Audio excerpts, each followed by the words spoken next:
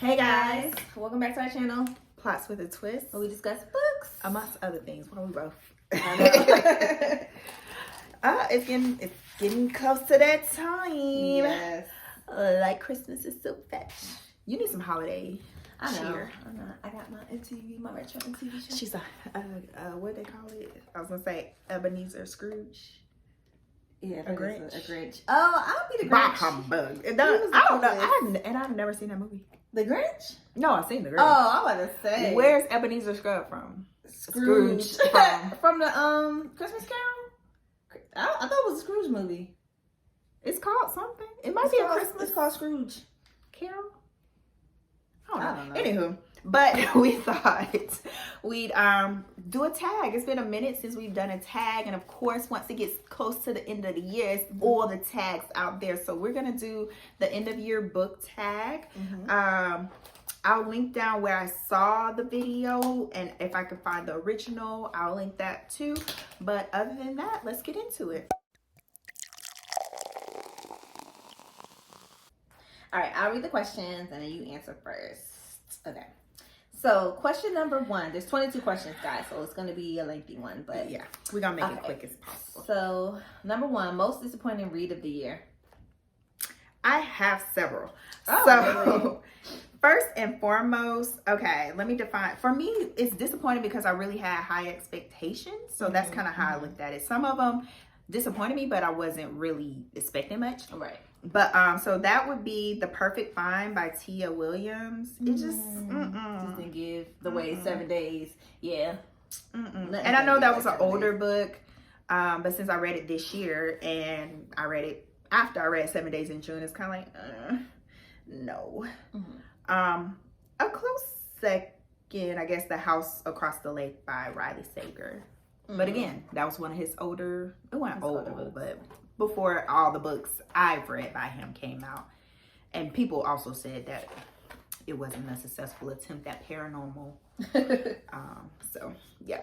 What's yours? Mine is Black Girls Must Have It All by Jane Ellen.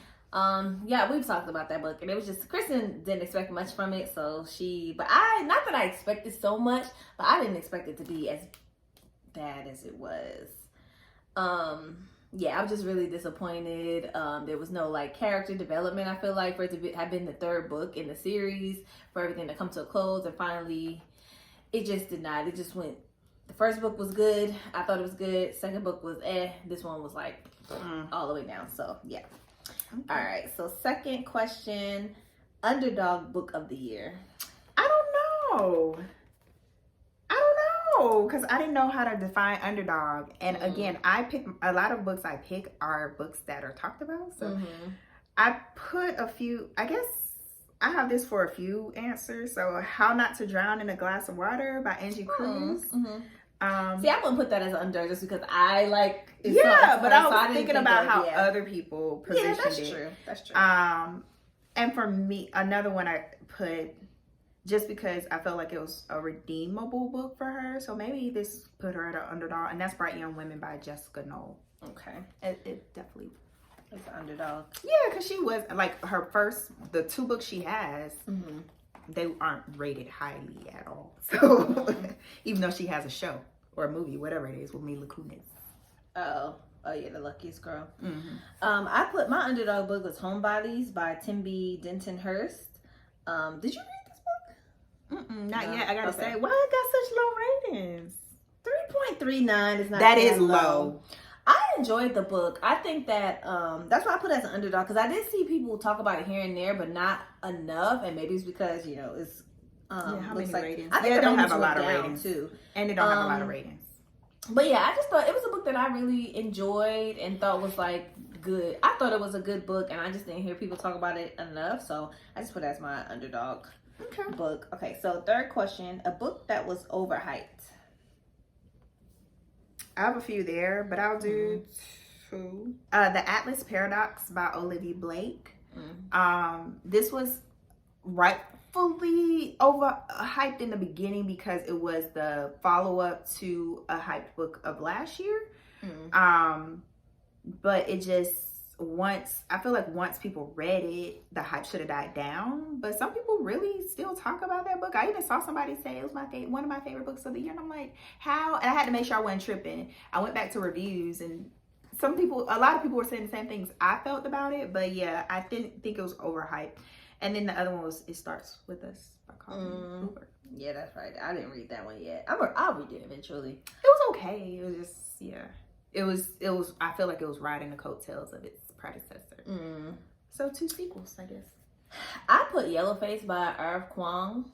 Not that it was I think it was hype because, Babel was such a good book and people, really enjoyed her writing.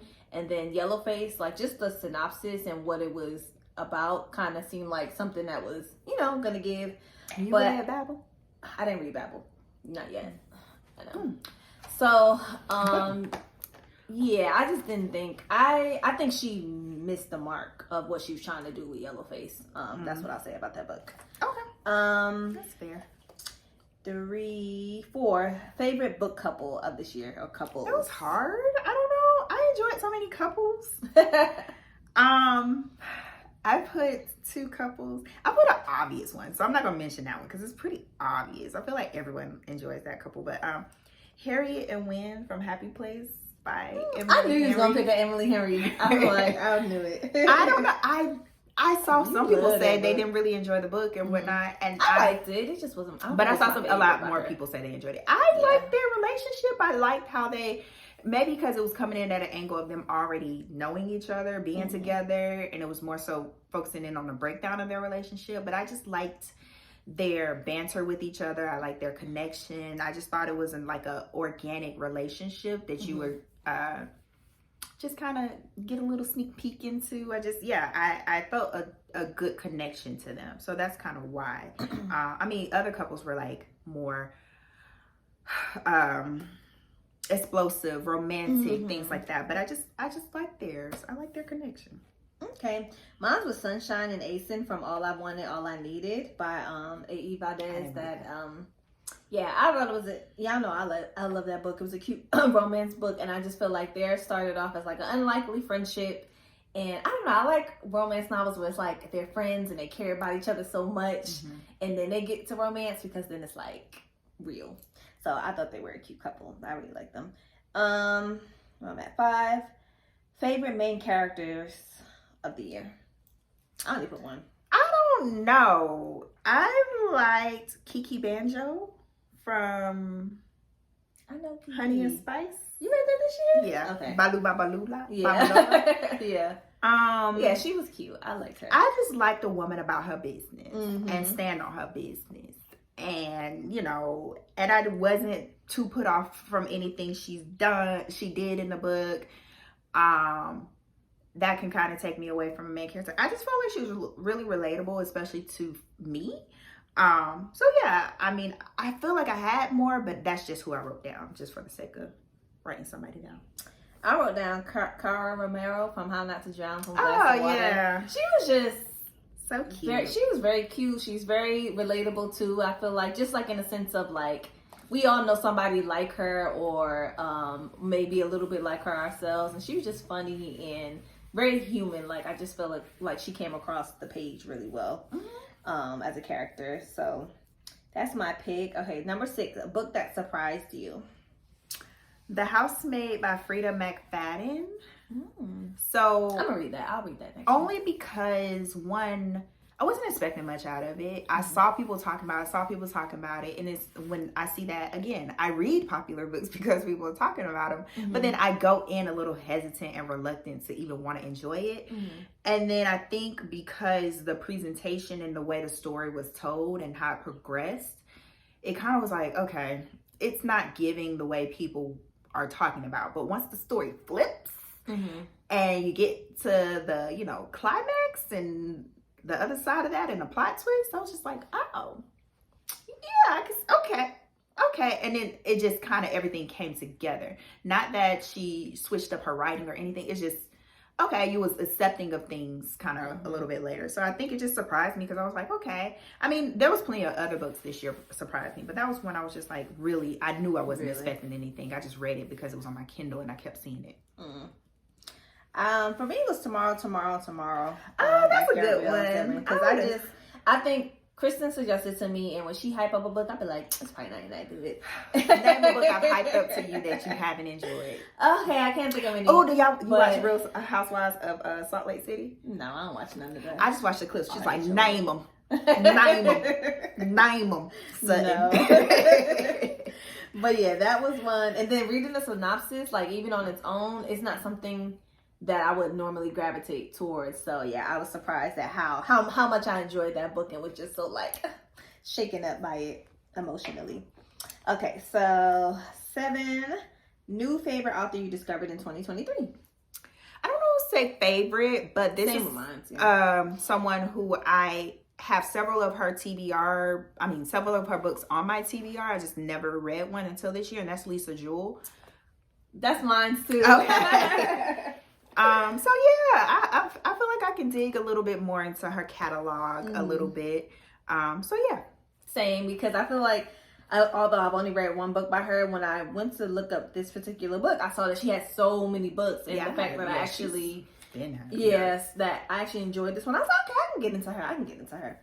So yeah, she was my pick for that one. Number 8, happiest read of the year. I don't know. It depends on how you define it. You read all of mine had a little conflict, a little grit, a little roughness, a little sadness, a little something that's like not straight line happy, which I guess most books aren't. One that just really warmed my heart was Remarkably Bright Creatures by Shelley Van Pelt, that you need to read. Hyping it up, see, you need to read that. But the octopus book, it was really good, and it was that one was also unexpected, because when you think of a woman befriending an octopus, it's kind of like, what is this going to be about? But it was really, really cute and just really touching. And yeah, mine was All I Wanted and All I Needed by the A.E. Valdez. Again on the list. Y'all probably will see that book again. I just thought it was a really cute like romance story without like it being like, it didn't get spicy to the end, so it wasn't like all about the spice. It was more about the journey of the characters. And it was just like a really cute like heartfelt book without being too it had a little conflict in it, but it wasn't like too like heavy, the conflict. It was just a really like heartfelt cute little book. Okay, so 9, the most frustrating book you read in 2023. So I have 2. If I Survive You by Jonathan Escaferi. I was frustrated more so by the character and his antics, and just his reluctance in handling his business as a grown man. And I don't think that's why I haven't seen that circulate. Like, I saw it circulate at the top of the year, but yeah, it was just something off-putting about the main character. So it just kind of took me out and frustrated me a bit. But the other one I said on the flip side, frustrated because it needed to be more, and I wanted it to be more. I'm not gonna say I was expecting. I wanted it to be more because it was the final book. But Black Girls, that's where I put Black Girls Must Have It All. By Jane Allen, because it's like, girl, why are we here? Why are we still here? Yeah, like, so. Okay, mine was the Black Girls Must Have It All, because same, like, she was just doing too much. And then I also put down the What Have We Done by Alex Finlay, just because it's not that it was so much that it was frustrating, but it was just frustrating in the fact that like it was a lot of points that were like left open, and then like the story just kept jumping all over the place to me, and it's just just wasn't. And you knew he was capable of better. Yeah, and it was just like, why are you doing this? Because that was his latest, or one of his latest books. Best adaptation of the year. I didn't read any. Sucks for you. I'm just playing. I would say Blood Orange with the it was just a minor adaptation as far as like the character was adapted from Bram Stoker's Dracula. And so, who was his name in this book? Valtu was he was Dracula. But Dracula was basically based off him. And yeah, I think it was done well. Not much to say about that. Okay, number 11, the longest book you read this year. The Winners by Frederick Bachman. Oh, wow. At how many pages was it? It was 637. I didn't write it down. Why you tell me? I want to say it was 637 pages. And honestly, I thought it was going to be fourth wing. But yeah, I was surprised. But I could see why it was super long because it was wrapping up this. Is that the last one? It better be. I didn't finish it, but it better be. That is what I'll say. I'm good. Okay. Yeah. Like I love Frederick Bachman, but I'm good on that particular series. But I know it was a show, so maybe I don't know if there's motivation to write more. But no, give me something new, Frederick. All right. Mine was The Fourth Wing at 500 pages, so that was my longest book this year. And so number 12, the shortest book you read this year. Is Iron Flame longer than? It might be. I didn't look, but it might be longer. I'm almost done. I gotta look. So other than that, what you say? The shortest book. How Not to Drown in a Glass of Water by Angie Cruz. Okay, mine was The Never King by Nikki St. Crow, and it was at 192 pages, so very short. Oh, yeah, it was really short. I didn't write down the shortest either. I think it was 167. I just want to say that was a short book. Something that probably would have been mine too if I didn't read this one recently. 13, your favorite covers of the year. This was hard for me. No covers drew to you this year? Not in a way that I'm like, ooh, like when I think of favorite cover, I think of picking a book based off its cover. And all of them I would have picked whether the cover, like, I don't know. So I put Divine Rivals by Rebecca Ross, and I put None of This Is True. I liked the play. Like, I don't like it to be too literal. Divine Rivals is a little literal, but and a lot of the covers this year were very literal. But None of This Is True. I like the mirror effect of the neighborhood and how it could be. I like that, but it wasn't like striking or anything like that. Like, ooh. So I don't know. The other one I feel like you put. The God of Good Luck? Yes. I only said that because of the colors, and it was, even though it was kind of literal too, but not to the point of, it's just like kind of like this artsy woman with like make this tribal makeup on. Yeah. And I just like the colors. It's something like if I was like walking by the library, I'll just pick it up just because of the colors. It would draw my eye. I figured you had that. That's why I think that's kind of why I didn't put it, but. Okay, so number 14, a book you haven't stopped thinking about. Oh, this one had a good cover. I think the like reprints and stuff like that, and the edging of the books. The one I'm about to put. Oh, the one I'm about to talk about could have been a contender for favorite cover. But what I can't stop thinking about is Fourth Wing and Iron Flame, and maybe because I'm finishing up Iron Flame. That's on your mind. But no, even it's just good. It's just. It's a story that's gonna stick with you. So yeah, what you got? I put Fourth Wing too, but I also put How Not to Drown in a Glass of Water. Yeah, because you love that. I love that book, and I can't wait for Angie to drop another one. Like, give me more, give me more. It was just so good and so simple and so short. Okay, 15. The cringiest book you read this year. I don't know. So a lot of books had a cringy moments. Yeah. So I have two. I put Don't Let Her Stay by Nicholas Sanders. Just the whole vibe of this daughter living with these folks. And did I read? I feel like I read that and I didn't put it on my list at all this year. I may not have finished it. Yeah. I don't think I finished it. Yeah. And then I put Assistant to the Villain because I think I mentioned that and I'll wrap up that. It just had cringy moments because it was like, why you're so wholesome but you're trying to be edgy, and it's just like, y'all stop. But I got over that, so it wasn't like a big thing.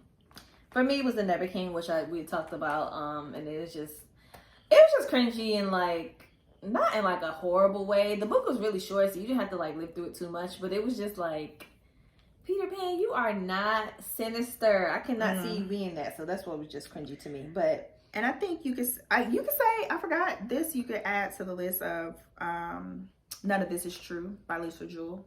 It was a little cringe. It was cringy? It was cringy because it was kind of like, ooh, uncomfortable. Like, yeah, it was uncomfortable. Yeah. Okay, so number 16, unpopular book that you loved. I don't know. So this is on my lowest rated as well as, so I have two. But so if it's low rated, then it's not. Unpopular? You didn't love it then. I rated it okay. Oh. But other people didn't like it. And then, but another one I rated okay, but other people. So too, I have some questions for you by Rebecca Mackay. It just wasn't fleshed out as it could be, which is why I think it didn't get the ratings. But I actually didn't mind it. It's just, it just had some opportunity. And really good, actually, by Monica Heisey, because I enjoyed aspects of it, but the main character was very annoying. And she was kind of annoying, but I thought it was kind of funny. Am I laughing at somebody's pain? Probably. Books that I put down 2. I don't know if they were popular or not, but I don't know. I put down Take My Hand by Dolan Perkins. Yeah, I haven't seen it a lot. Yeah, I haven't seen it a lot. And The House of E by Siddiqua Johnson. Oh, you did it on the flip side. You did like more so people should read it, and you. Yeah. Okay. I thought I did I went off the rating. So yeah, I just didn't feel like those books were talked about enough, and I really, really enjoyed them and rated them really high. So I put those 2.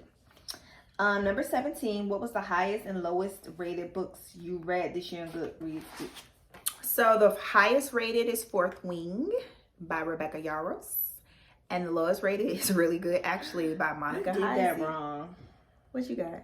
I think I put like what I rated the highest. Oh. Hold on, let me look real quick. So, the other part was, do you agree, right? Mm-hmm. Okay. So with Fourth Wing, yes. I think I also rated it a 5. I think the average rating was like 4.61, something like that. Mm-hmm. So yeah, I definitely agree. I have been very vocal about how much I've enjoyed that book. Really good, actually. I can see why people rated it low. So even though I didn't mind it, definitely can understand. I don't even think I rated it that high. I think I gave it a 3, but I just didn't mind it. Like the way people was trashing it, I wasn't there with it. But wait, which one was your low? Really Good, actually. Oh, okay. So for me, Fourth Wing was the highest rated, and yes, I agree. I love that book as well. Lowest rated was The Homebodies by Tim B. Hurst Durden. So you disagree?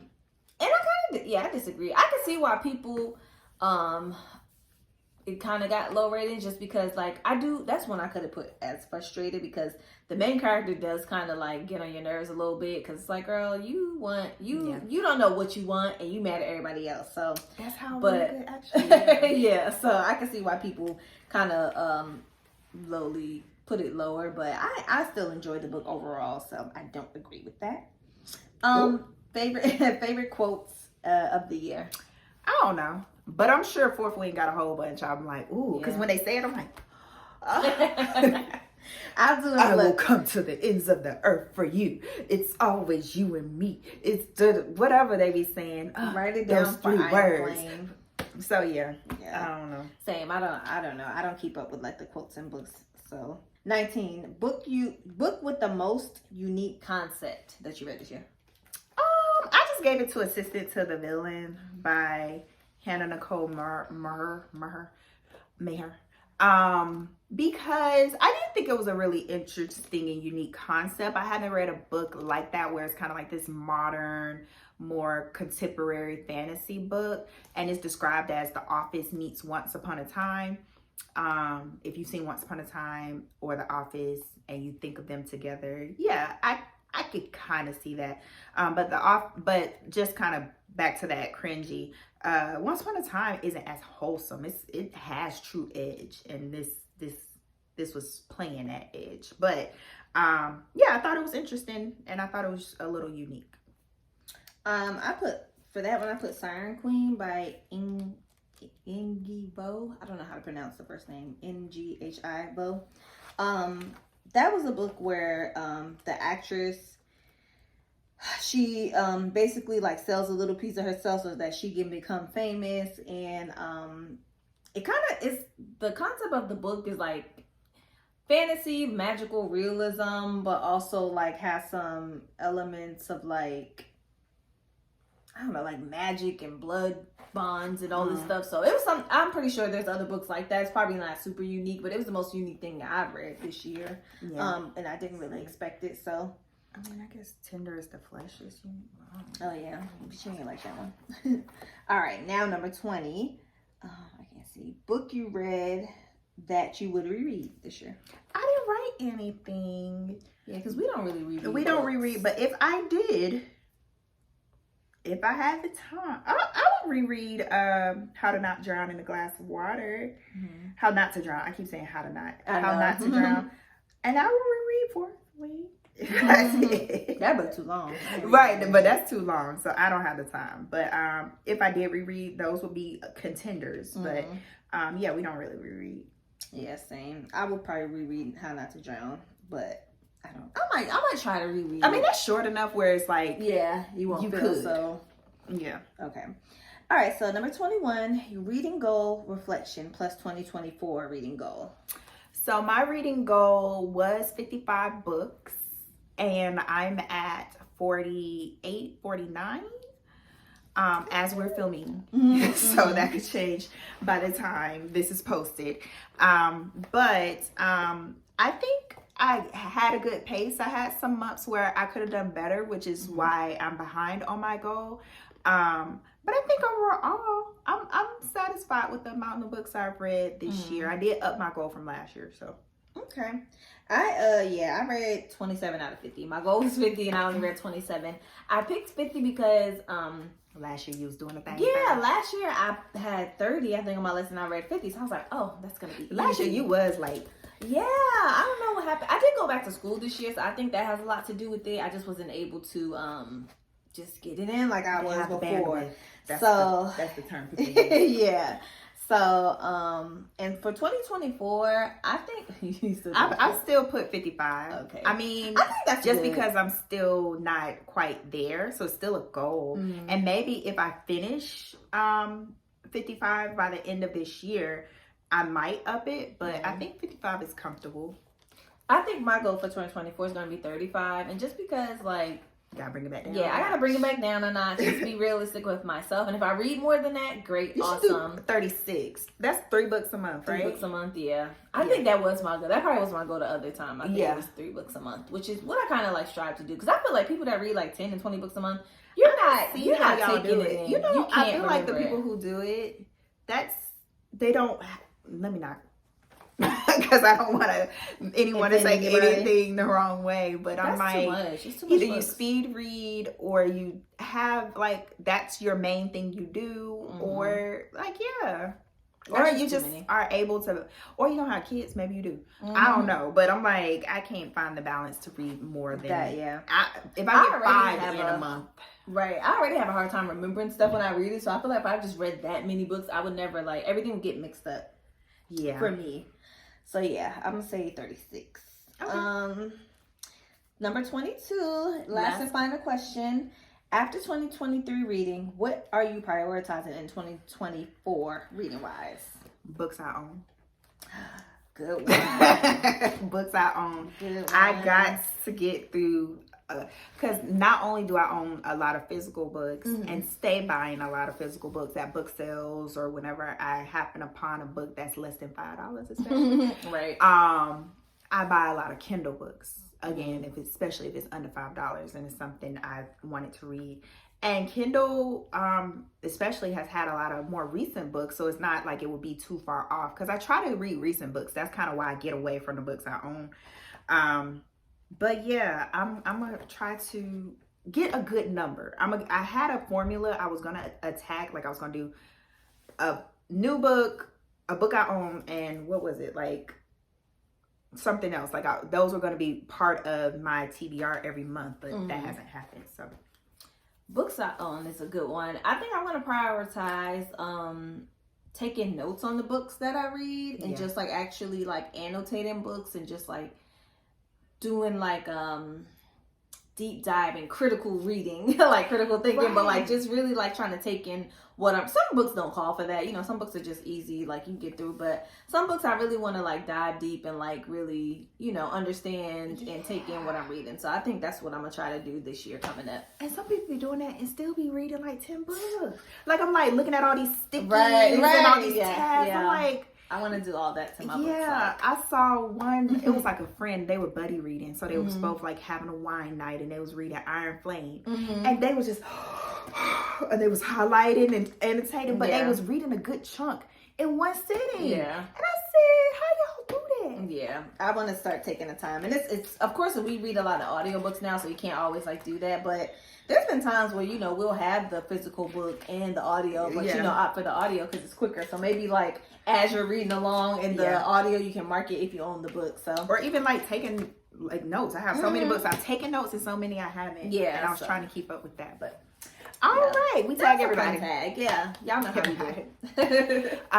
Let us know if you have any answers to any of the questions that you want to answer. Share. We'd love to hear it. Like this video, subscribe, ring the bell, and we'll be back next time. Bye.